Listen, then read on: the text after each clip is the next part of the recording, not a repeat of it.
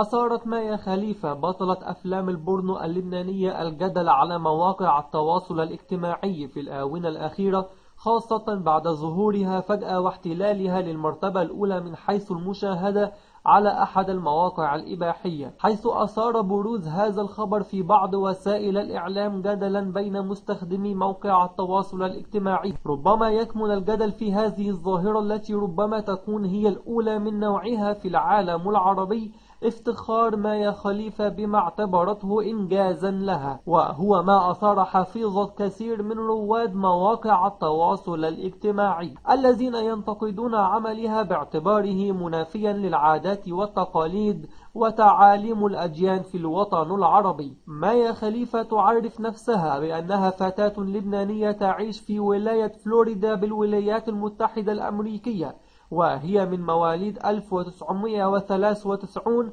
وقد ردت على منتقديها عبر حسابها على موقع التواصل الاجتماعي تويتر بتغريدة قالت فيها: أليس هناك ما يشغل الشرق الأوسط إلى جانب قصتي؟ ماذا عن انتخاب رئيس لبناني أو مواجهة داعش؟